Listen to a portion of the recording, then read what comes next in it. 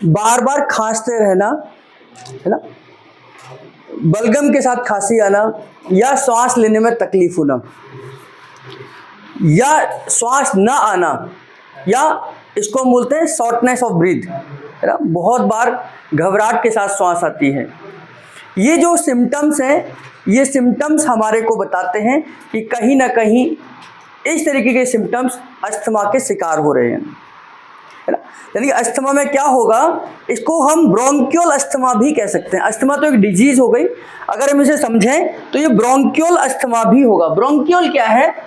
Lungs का एक हिस्सा है, लंग्स का एक पार्ट है। अगर हम बात करें, क्योंकि हम रेस्पिरेटरी सिस्टम बोलते हैं इसको, तो सिस्टम हमेशा ऑर्गन से बनता है। तो लंग्स का जो ऑर्गन है ये ब्रोंकस है। ये वाला जो हिस्सा आप देख रहे हैं, ये वाला जो हिस्सा ये ब्रोंकस है। और अगर मैं उससे ऊपर का देखें तो ये ब्रोंची हो गया, और यहां हम देखें तो ये ट्रैकिया हो गया। ब्रोंकस क्या हो गया? यानी कि हमारे श्वास के रास्ते को, हम एक रास्ते को, यानी कि श्वास तो हमारी यहां से शुरुआत होगी और यहां तक जाएगी, जिसको हम एल्वलाई कहते हैं। तो यहां से श्वास हमारी अंदर जा रही है और अंदर से यहां तक पहुंचेगी, यहां पर यानी कि एल्वलाई तक हमारी श्वास ऑक्सीजन पहुंचेगी, और यहां से ये कहां चली जाएगी? ब्लड के अंदर चली जाएगी, और ब्लड से कार्बन डाइऑक्साइड हमारी एल्वलाई में पहुंचेगी, और एल्वलाई के थ्रू जिस रास्ते से हमारी ऑक्सीजन अंदर गई थी उसी रास्ते से हमारी कार्बन डाइऑक्साइड बाहर आ जाएगी। तो ब्लड और एल्वलाई के बीच में क्या होगा? एक्सचेंज ऑफ गैसेज होगा।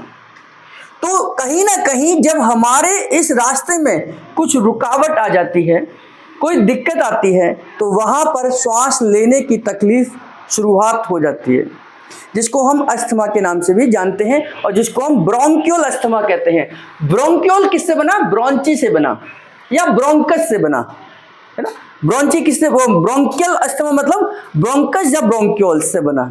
अब इसमें अस्थमा में होता क्या है कि ये जो रास्ता है आपका, ये नैरो हो जाता है। नैरो का मतलब पतला हो जाता है। पतला मतलब इसके अंदर इंटरनल स्वेलिंग या एक्सटर्नल स्वेलिंग आ सकती है। इंटरनल स्वेलिंग और एक्सटर्नल स्वेलिंग का मतलब क्या हुआ कि ये जो रास्ता है, मान लीजिए ये पाइपलाइन है जिसको हमने ब्रोंकस या ब्रोंची बोला है ना। तो उस कंडीशन में क्या होगा कि इसको ऊपर लेयर चढ़ी होती है, मस्कुलर लेयर। इसके ऊपर क्या होती है? मस्कुलर लेयर होती है ना। मस्कुलर लेयर की वजह से जब इसके अंदर इन्फ्लामेशन हो जाती है, यह इन्फ्लामेशन इसको सप्रेस करती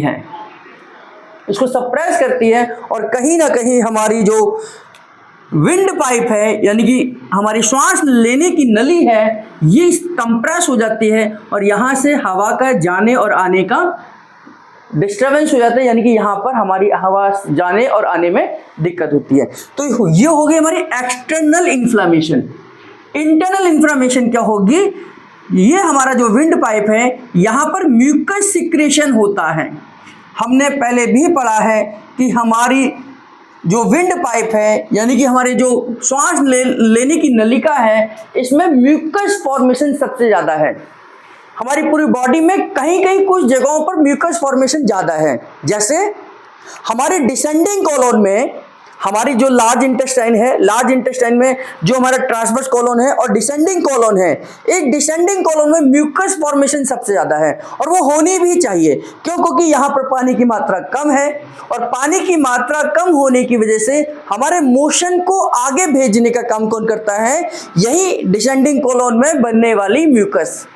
और इसीलिए न्यूरोथेरेपी में हम यहाँ कौन सा पॉइंट डायग्नोज करते हैं? म्यूकस का पॉइंट डायग्नोज करते हैं। जब म्यूकस के एरिया में पेन है, तो म्यूकस के एरिया में पेन है, यानी कि आपको कॉन्स्टिपेशन हो सकती है। तो हमें म्यूकस का पॉइंट देकर म्यूकस फॉर्मेशन को बढ़ाना है। लेकिन यहां पर अगर म्यूकस बन रहा है तो म्यूकस का पॉइंट नहीं देना। तो यहाँ जो सेल हैं, जो यहाँ की जो सेल हैं, म्यूकस को एक्सेस बनाती हैं, यानी कि जरूरत से ज्यादा बनाना शुरू कर देती हैं, और ये म्यूकस जो जरूरत से ज्यादा बनता है यहीं पर चिपकना शुरू कर देता है।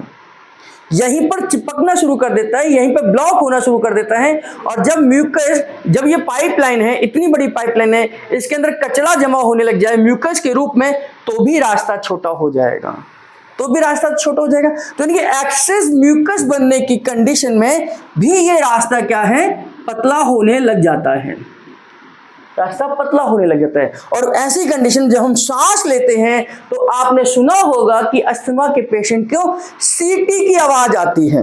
जब वो सांस लेते तो एक आवाज सी आती है, ऐसा लगता है कोई सीटी सी बज रही है ना। ये कुछ की क्या है, सिम्टम्स है।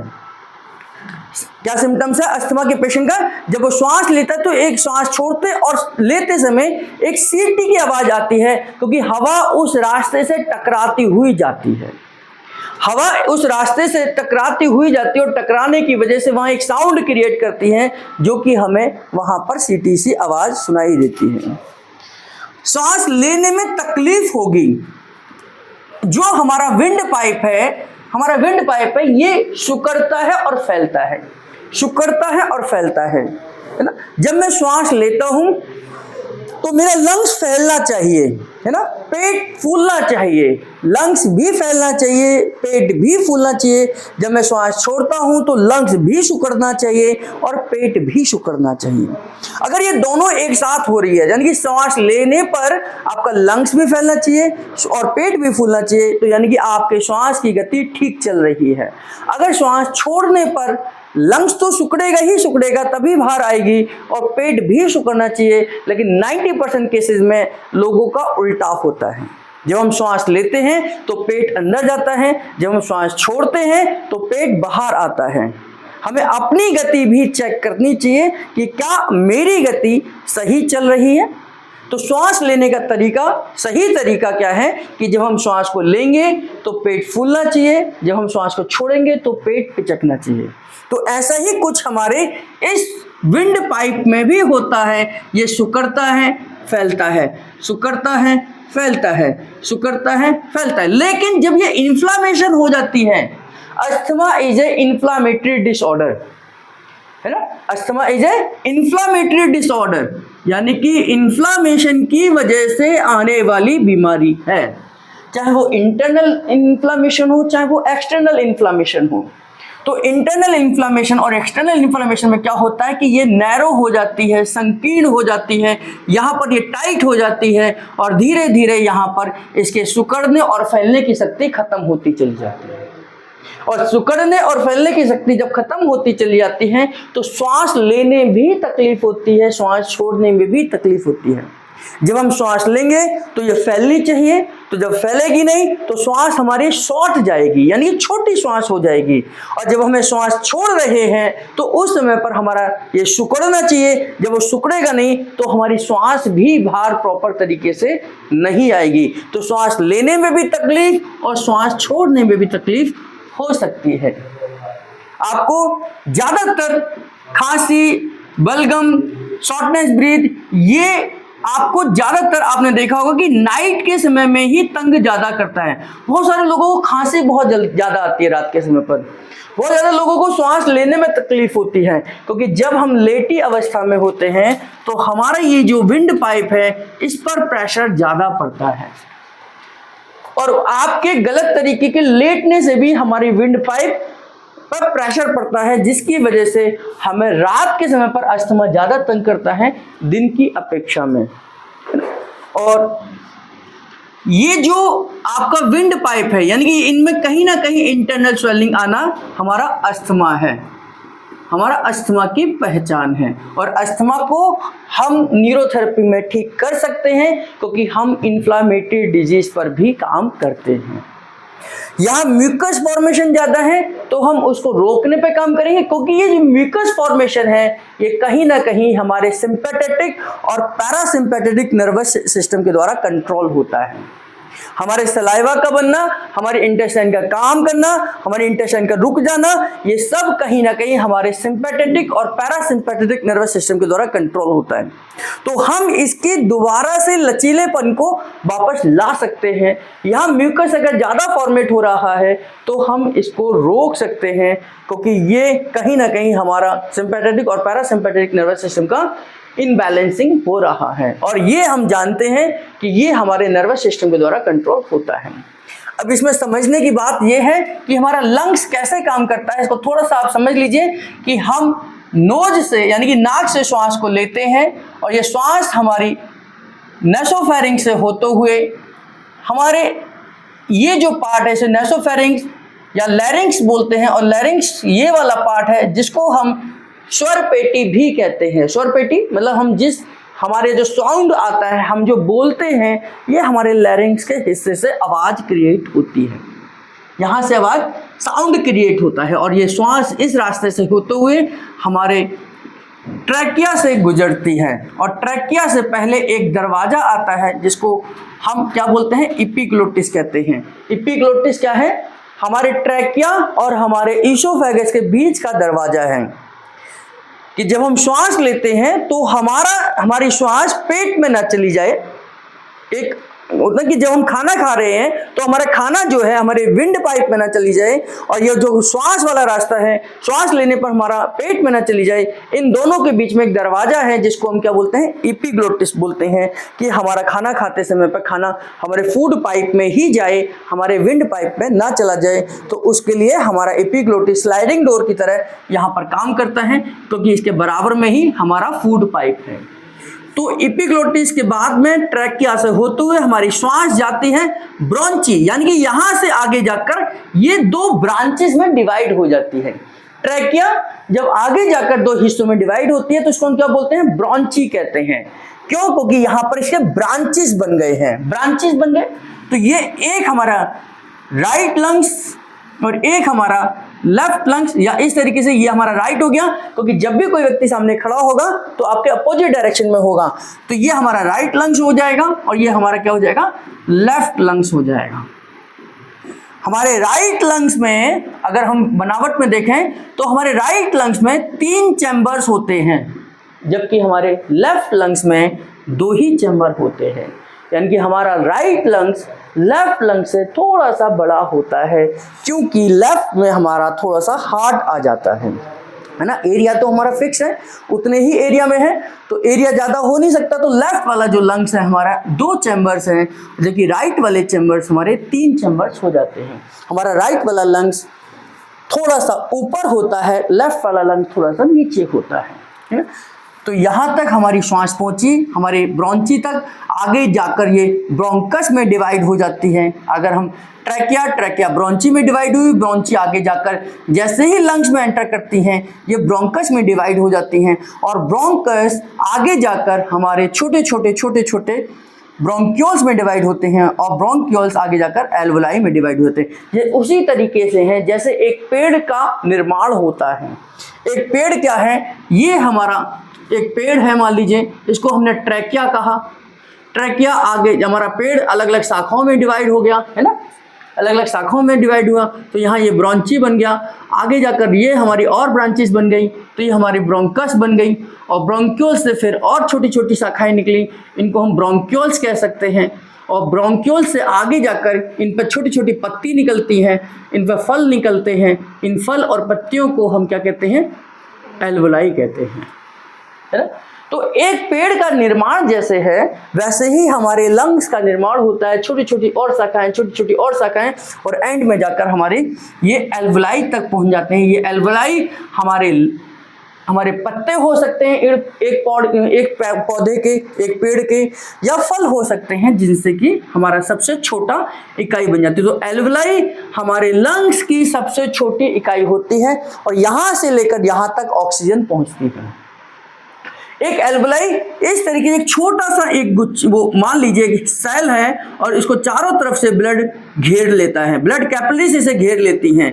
तो ब्लड कैपिलरीज के पास में CO2 यानी कि कार्बन डाइऑक्साइड होता है, जो कि बॉडी से आता है। बॉडी इसको उत्तेजित यानी कि उत्सर्जन करता है, इसको क्रिएट करता है, और ये कार्बन डाइऑक्साइड एल्वोलाई तक पहुंचती है। और एल्वोलाई के पास में क्या है, ऑक्सीजन है। ये ऑक्सीजन हमारे ब्लड में आ जाती है, कार्बन डाइऑक्साइड ब्लड से हमारे एल्वोलाई में चली जाती है, तो यहाँ पर एक्सचेंज ऑफ गैसेज हो जाता है, और यहाँ से हमारी कार्बन डाइऑक्साइड उसी रास्ते से, जिस रास्ते से हमारी ऑक्सीजन हमारे शरीर के अंदर प्रवेश करती है, उसी रास्ते से बाहर आ जाती है, उसी रास्ते से बाहर आ जाती है। अब इसमें एक नीचे का हिस्सा बेस कहलाता है, ऊपर का हिस्सा अपेक्स कहलाता है। लंग्स के नीचे का हिस्सा जो है वो बेस कहलाता है, ऊपर का हिस्सा अपेक्स कहलाता है। अपेक्स में एक एंजाइम बनता है जिसको हम क्या बोलते हैं, ACE enzyme. ACE enzyme, ACE enzyme क्या होता है, angiotensin converting enzyme. Angiotensin converting enzyme जो एंजाइम है ये एंजियोटेंसिन नंबर 1 को एंजियोटेंसिन नंबर 2 में कन्वर्ट करता है, जो कि हाईली वैसो कंस्ट्रिक्टर है, यानी कि ब्लड वेसल्स को सुकेड़ने वाला है। यानी कि इसके माध्यम से हमारे पूरी बॉडी के ब्लड वेसल्स सिकड़ जाते हैं, यानी कि कंस्ट्रिक्ट हो जाते हैं और हमारा ब्लड प्रेशर बढ़ सकता है ना। तो ये उस समय पर इस्तेमाल हम करते हैं जब किसी का ब्लड प्रेशर डाउन जा रहा हो। इस दोनों ही लंग्स का अपना अपना नेचर है। अगर एक ही नेचर और एक ही फंक्शन होता तो भगवान 2 लंग्स ना बनाकर आपके स्टर्नम बोन के पीछे एक लंग्स बना देता, है ना। जैसे एक हार्ट बनाया उसने, ऐसे ही अगर दोनों लंग्स का एक जैसा ही फंक्शन होता, एक जैसा ही नेचर होता तो एक ही लंग्स बनाया जाता, 2 लंग्स नहीं बनाए जाते। लेकिन इनका दोनों का ही अलग अलग नेचर है। हमारा लेफ्ट लंग जो है एसिड को फिल्टर करता है, यानी कि एसिड को बाहर निकालने का काम करता है। हमारा राइट लंग्स जो है अल्कलाइन को बाहर निकालता है। इसका मतलब ये है कि हमारा लंग्स एसिड और अल्कलाइन को बैलेंस कर सकता है। हमारा लंग्स एसिड और अल्कलाइन को बैलेंस कर सकता है। हमारा लंग्स गैसेस के रूप में जितनी भी बॉडी में टॉक्सिन्स हैं, बॉडी के अंदर जितनी भी टॉक्सिन्स हैं गैसेस के रूप में हैं, उन सबको बाहर निकालने का काम हमारा लंग्स करता है। हमारा लंग्स हमारी बॉडी को डिटॉक्सिफाई करता है। इसीलिए लंग्स के बारे में कहा जाता है कि अगर हमारी बॉडी के 3 ऑर्गन 3 सिस्टम प्रॉपर तरीके से काम कर रहे हैं तो हमें बीमारी होने के चांसेस कम से कम है। उन 3 ऑर्गन्स में हमारा एक रेस्पिरेटरी सिस्टम भी है, यानी कि लंग्स का सिस्टम भी है, कि अगर लंग्स अपना प्रॉपर तरीके से फंक्शन करेगा तो हमें बीमार होने से हम बच सकते हैं। तो एक हमारा रेस्पिरेटरी सिस्टम, हमारा डाइजेस्टिव सिस्टम और एक हमारा किडनी का सिस्टम। तो ये 3 सिस्टम अगर प्रॉपर तरीके से काम करेंगे तो हम अपने आप को बीमार होने से बचा सकते हैं। इसमें कहा जाता है कि लंग्स की एयर कैपेसिटी लगभग 5 लीटर के करीब में है, यानी कि हम एक बार में 5 लीटर तक हवा अपने लंग्स के अंदर लेके जा सकते हैं। लेकिन दुर्भाग्य हमारा ये है कि ज्यादातर लोग इसका केवल और केवल 50% ही इस्तेमाल करते हैं, यानी कि लंग्स का इस्तेमाल हम 50% ही कर रहे हैं जितनी उसकी एयर कैपेसिटी है, जिसकी वजह से हमारे शरीर के अंदर ऑक्सीजन के अभाव होता है, यानी कि हमारे शरीर को हर सेल को ऑक्सीजन नहीं पहुंच पाती और उस कंडीशन में हमारी बॉडी में टॉक्सिन्स ज़्यादा जमा होने लगते हैं। हमारी बॉडी के अंदर कार्बोनिक एसिड जमा होने लगते हैं, कार्बन मोनोऑक्साइड जमा होने लगती है और जो कि धीरे धीरे हमारी बीमारी का कारण बन जाते हैं, है ना। तो लंग्स की एयर कैपेसिटी हमारी काफी है और अगर हम इसको इंप्रूव करना चाहें तो हम इंप्रूव कर सकते हैं कि जितनी लंबी गहरी सांस हम लेंगे, जितनी लंबी गहरी सांस हम लेंगे उतनी ही हमारे लंग्स की एयर कैपेसिटी बढ़ जाएगी। इसको हम कार्डियक रेट भी कह सकते हैं, यानी कि रेस्पिरेटरी रेट भी कहते हैं। रेस्पिरेटरी रेट का मतलब यह है कि हम 1 मिनट में कितनी श्वास लेते हैं। एक सामान्य व्यक्ति 1 मिनट में 15 से 16 श्वास लेता है। एक सामान्य व्यक्ति यानी कि जो ठीक ठाक है 15 से 16 श्वास लेता है। अगर हमारी रेस्पिरेटरी रेट जितनी कम होगी उतना ही अच्छा होगी। अगर हम 1 मिनट में 10 श्वास लेते हैं तो ये अच्छे लंग्स की पहचान है। अगर हम 1 मिनट में 17 से ज़्यादा श्वास लेते हैं तो ये हमारे लंग्स के बीमार होने की कंडीशन है। आप अस्थमा के पेशेंट की रेस्पिरेटरी रेट देखिए, बहुत तेजी से श्वास लेता है क्योंकि उसकी लंग्स की एयर कैपेसिटी खत्म हो रही है। तो वो लगभग 20 से 25 श्वास लेता है। जिसकी एयर रेस्पिरेटरी रेट 20 से 25 है उसका यानी कि लंग्स बहुत ज़्यादा वीक है। और बहुत सारे लोग यानी कि जो डेली योगा करते हैं, डेली प्राणायाम करते हैं, अपनी एयर रेट को यानी कि रेस्पिरेटरी रेट को 5 तक लेके जा सकते हैं, यानी कि जाते हैं। जितनी लंबी गहरी श्वास हम लेंगे, यानी कि हम 1 मिनट में उतनी ही कम श्वासें लेंगे, और इससे हमारी एयर कैपेसिटी यानी कि हमारे लंग्स की कैपेसिटी बढ़ेगी और हमारे पूरे शरीर को ऑक्सीजन का लेवल पहुंचेगा और हमारे पूरे शरीर के सेल अपना अपना काम प्रॉपर तरीके से करेंगे और वहां से जो भी टॉक्सिन्स हैं वो सब बाहर निकलेंगे। तो हमारे शरीर में कचरा जमा होने के चांसेस कम से कम बनते हैं और इस तरीके से हम बीमार होने से अपने आप को बचा सकते हैं। केवल हमें अपने लंग्स की एयर कैपेसिटी को बढ़ाना है। क्योंकि आज वर्ल्ड अस्थमा डे है ना, अस्थमा डे है, यानी कि पूरे विश्व में बहुत सारे लोग आज अस्थमा से परेशान हैं। कहते हैं लगभग इंडिया में 2 लाख से ज़्यादा लोग अस्थमा की बीमारी से परेशान हैं, जिनमें बच्चे भी हैं और जिनमें बड़े भी हैं और बुजुर्ग भी हैं। इसके बहुत सारे कारण हो सकते हैं कि अस्थमा से लोग क्यों परेशान हैं। तो इसमें कारणों में अगर हम देखें तो इसमें बहुत सारे लोगों को एलर्जी की समस्या होती है ना, एलर्जी की समस्या होती है। बहुत सारे लोग आपने देखे होंगे कि उनको धूल मिट्टी में अगर वो जाते हैं तो खांसी होने लग जाती है, उन्हें कुछ धुआं उठने लग जाए तो खांसी होने लग जाती है। यानी कि अगर हम देखें दिल्ली में तो दिवाली के आसपास के मौसम में बहुत सारे लोगों को इस तरीके की समस्या आती है। पॉल्यूशन जब दिल्ली में बढ़ता है तो अस्थमा के केसेस ज़्यादा बढ़ते हैं। बहुत सारे लोगों को बहुत सारे जानवरों से भी एलर्जी होती है। बच्चे कई सारे घरों में बहुत सारे जानवर पाले जाते हैं, अगर वो उस घर में जाते हैं तो उसकी जो डस्ट है अगर वो उनके शरीर में जाती है तो भी उनको अस्थमा जैसा अटैक पड़ सकता है। तो इसको हम बोलते हैं कि अगर किसी चीज़ की वजह से किसी कंडीशन में उनको इस तरीके का अटैक आता है तो इनको बोलते हैं कि ये एलर्जी का अटैक है, यानी किसी चीज़ से उनको एलर्जी है और वो जैसे ही बॉडी के अंदर प्रवेश करती हैं उनको अस्थमा का अटैक हो जाता है। ऐसे ही नॉन एलर्जिक में कुछ लोगों को मौसम के बदलने पर अस्थमा आता है। जैसे बरसात के मौसम में उनको सांस लेने में तकलीफ होती है, बदलते मौसम में उनको सांस लेने में तकलीफ होती है ना। तो ऐसे को हम नॉन एलर्जिक अस्थमा कहते हैं। कुछ लोगों को कुछ फिजिकल एक्टिविटीज करने के बाद सांस चढ़ जाती है। कोई लोग ऊंचाई चढ़ते हैं या सीढ़ियां चढ़ते हैं या 3 मंजिल चढ़ना पड़ जाए तो उनकी सांस फूलने लग जाती है। तो ये भी एक अस्थमा का पहचान है कि आप फिजिकल एक्टिविटी करने के बाद में बहुत ज़्यादा तेज़ी से सांस फूलने लग जाती है। 2-3 लोग साथ चढ़ रहे हैं, एक नॉर्मल है और एक की सांस एकदम से उखड़ जाती है, खांसी आने लग जाती है, यानी कि वो अस्थमा का पेशेंट है। ये नॉन एलर्जिक हो सकता है। और आज सबसे बड़ा जो कारण हमारे बीच में है कि हम स्मोकिंग का इस्तेमाल सबसे ज़्यादा करते हैं। पहले एक्टिव और पैसिव स्मोकर कहते थे, है ना। एक्टिव स्मोकर और पैसिव स्मोकर का मतलब डायरेक्ट और इनडायरेक्ट स्मोकर। डायरेक्ट वो लोग होते हैं जो डायरेक्ट सिगरेट या बीड़ी का इस्तेमाल कर रहे हैं, यानी कि स्मोकिंग कर रहे हैं, तो वो डायरेक्ट खुद तो बीमार हो ही रहे हैं। इन फ्यूचर में अगर वो लंबे समय तक इसका इस्तेमाल कर रहे हैं तो उनके लंग्स में कार्बन जमा होना लग जाता है। इसी पाइपलाइन में, इसी आपके विंड पाइप में यहाँ पर कार्बन जमा होने शुरू लग जाता है और ये धीरे धीरे काला होना शुरू हो जाता है। बहुत सारे आपने टीवी ऐड में भी देखा होगा कि जो लोग सिगरेट का इस्तेमाल डेली करते हैं उनके लंग्स कैसे हो जाते हैं। और इनडायरेक्ट यानी कि पैसिव जो है वो कौन होते हैं, जो उनके साथ में रहने वाले होते हैं।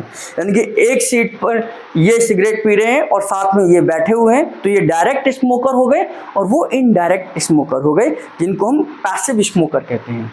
दिल्ली के बारे में कहा जाता है कि जब दिल्ली में पॉल्यूशन हाई लेवल का होता है तो हर व्यक्ति जो सिगरेट नहीं भी पीता है यहाँ पर 10 से 15 सिगरेट डेली पी रहा है ना। जब दिल्ली में हाई लेवल का पॉल्यूशन है तो जो स्मोकिंग करते ही नहीं है, जिन्होंने कभी हाथ भी नहीं लगाई है, तो उनके लिए भी कहा जाता है जो केवल वो दिल्ली में रह रहा है तो कितनी सिगरेट डेली पी रहा है, 10 से 12 सिगरेट डेली पी रहा है, तो इसको हम क्या बोलते हैं, पैसिव स्मोकर बोलते हैं, है ना। और आज आ गया है थर्ड स्मोकर, यानी कि थर्ड हैंड।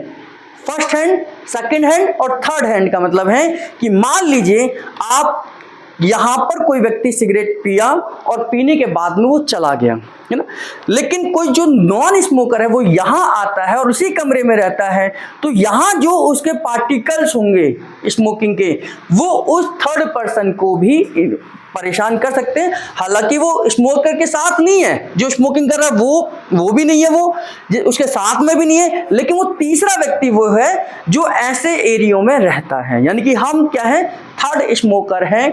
अगर हम स्मोकिंग नहीं कर रहे हैं तो हमारे लिए कहा जाता है कि हम दिल्ली में रहने पर भी 2 या 3 सिगरेट तो डेली पी रहे हैं, हम थर्ड पार्टी स्मोकर हो गए हैं, है ना। तो इस तरीके से जो स्मोकिंग है ये बहुत बड़ा कारण है, बहुत बड़ा रीजन है जो धीरे धीरे हमारे अस्थमा के केसेस बढ़ते चले जा रहे हैं।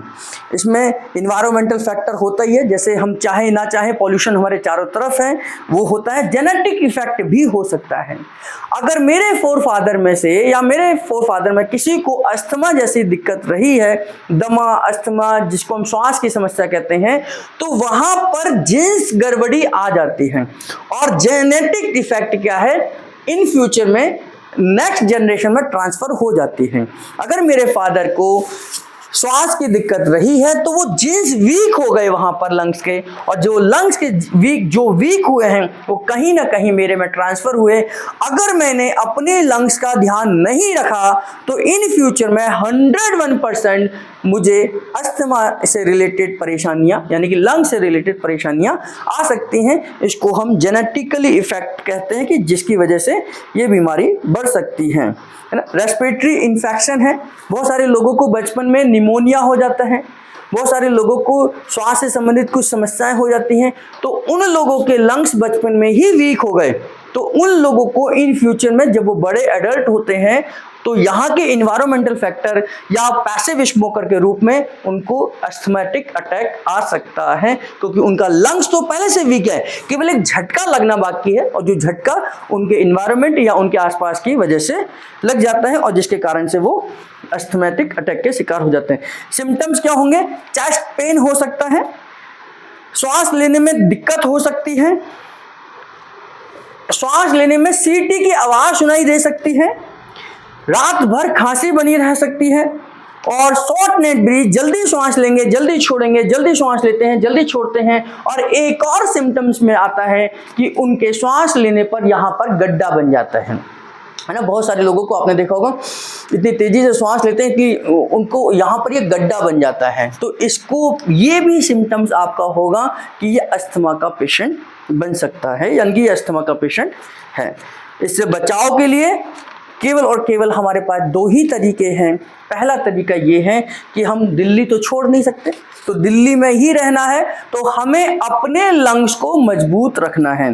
तो जैसे मैंने आपको बताया कि इसकी जो एयर कैपेसिटी है, हम इसका केवल और केवल 50% इस्तेमाल कर रहे हैं, तो हम इसके कैपेसिटी को बढ़ा सकते हैं। यानी कि हम अनुलोम विलोम, कपालभाति, भस्त्रिका, भ्रामरी, या हम ब्रीदिंग एक्सरसाइज के माध्यम से इसके अंदर कचरा जमा होने से बचा सकते हैं, और जो जमा हो रहा है उसको निकाल सकते हैं, और इसकी एयर कैपेसिटी को हम लंबी गहरी सांस लेकर इसको ठीक कर सकते हैं।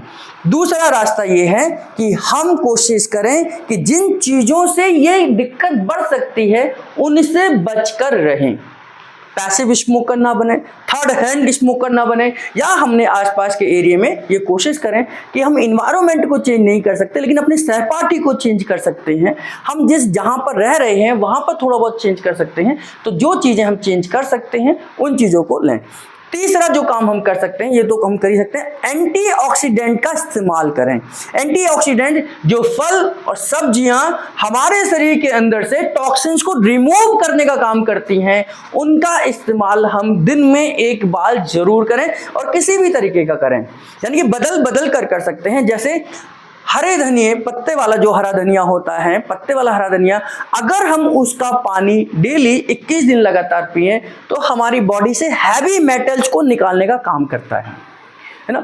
हम कीवी का इस्तेमाल कर सकते हैं, हम गन्ने के जूस का इस्तेमाल कर सकते हैं, जो कि हमारी बॉडी को डिटॉक्सिफाई करने में मदद करता है।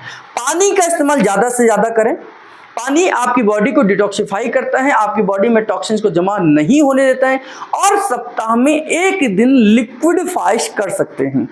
सप्ताह में 1 दिन लिक्विड फास्ट आपके सभी ऑर्गन्स को प्रॉपर रेस्ट देने का तरीका है।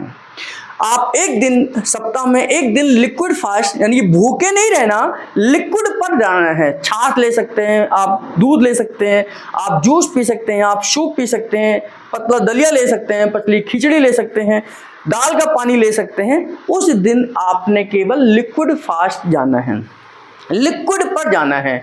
यानी कि आपने उस दिन दांतों का काम नहीं करना, आंतों का काम करना है, यानी कि हमें चबाने की जरूरत ना पड़े किसी चीज को। तो इस तरीके से अगर हम डेली और प्राणायाम योग तो करें जिससे कि हमारे इस ऑर्गन की वर्किंग कैपेसिटी बढ़ जाए, तो हम इस तरीके से अस्थमा को दूर कर सकते हैं। और जरूरत पड़ने पर, चूंकि न्यूरोथेरेपी एंटी इन्फ्लामेटरी ट्रीटमेंट देती है, यानी कि इन्फ्लामेशन को खत्म कर सकती है, म्यूकस फॉर्मेशन की प्रोसेस को कम कर सकती है, तो न्यूरोथेरेपी से भी हम अस्थमा में बहुत सारे पेशेंटों को राहत पहुंचाई है। बहुत सारे ऐसे प्रोजेक्ट हमारे पास बने हैं जो अस्थमा बेस हैं, यानी कि हमारे श्वास से संबंधित बीमारियों में हमने बहुत सारे ट्रीटमेंट दिए हैं। गुरुजी ने ऑक्सीजन फॉर्मूला बनाया जिसके माध्यम से हमने ये प्रूफ करा और कई बार प्रूफ करा है, सिद्ध करा है कि हम ऑक्सीजन फॉर्मूला देकर लंग्स की एयर कैपेसिटी को बढ़ा सकते हैं, हम बॉडी के ऑक्सीजन लेवल को बढ़ा सकते हैं, हम बॉडी में, पूरी बॉडी में ब्लड सर्कुलेशन को बढ़ा सकते हैं, क्योंकि हम ऑक्सीजन फॉर्मूले में उन पॉइंटों को शामिल करते हैं जिनके माध्यम से हम पूरी बॉडी के ऑर्गन्स को स्टिमुलेट कर सकें, है ना। तो डाइट, प्रॉपर एक्सरसाइज और जरूरत पड़ने पर न्यूरोथेरेपी जैसे ट्रीटमेंट की सहायता से हम अस्थमा को रिवर्सेबल यानी कि ला सकते हैं। जबकि according to medical science asthma हमारा नॉट क्योरेबल डिजीज है, यानी कि जिसका इलाज नहीं हो सकता है। लेकिन न्यूरोथेरेपी में ऐसे कई सारी बीमारियों पर काम किया है जिसको मेडिकल साइंस इनक्योरेबल डिजीज के रूप में जानती है। तो मेडिकल साइंस ने जहां इनक्योरेबल डिजीज कहा है, वहां पर भी न्यूरोथेरेपी के माध्यम से हमने उसको क्योर करा है। तो आज वर्ल्ड अस्थमा डे है, उसके उपलक्ष्य में आप लोगों को बताया कि अस्थमा के कारण क्या है, हमारा रेस्पिरेटरी सिस्टम कैसे काम करता है, और ये हमारा एक ऐसा सिस्टम है जो हमारे 3 सिस्टम में बहुत महत्वपूर्ण है कि अगर हमारे वो 3 सिस्टम ठीक है, जिनमें से एक ये है, तो हमारी बॉडी में बीमारी आने के कम से कम चांसेस हैं। गैसेस के रूप में हमारी बॉडी से टॉक्सिन्स को निकालने का काम हमारा लंग्स करता है। लंग्स जितना स्ट्रांग होगा, हमारी बॉडी में टॉक्सिन्स उतने कम बनेंगे, और जो बनेंगे वो बॉडी से बाहर निकल जाएंगे। तो आज अस्थमा डे पर हम सबको ये पता होना चाहिए कि हमारी इस बीमारी का कारण क्या है, क्या होता है, क्या इफेक्ट होता है, और ताकि हम लोगों को भी अवेयर करें, लोगों को समझाएं कि हम लंग्स की इस अस्थमा की बीमारी जो कि ला इलाज है, आज उसका इलाज संभव है, क्योंकि कोई भी बीमारी ला इलाज नहीं हो सकती। केवल उसके सही प्रॉपर तरीके से उसके कारण को ध्यान में रखते हुए अगर हम उपचार करें, कुछ चीज़ों को बदलाव करें, तो हम वापस उसको रिवर्सेबल ला सकते हैं। ठीक है, धन्यवाद।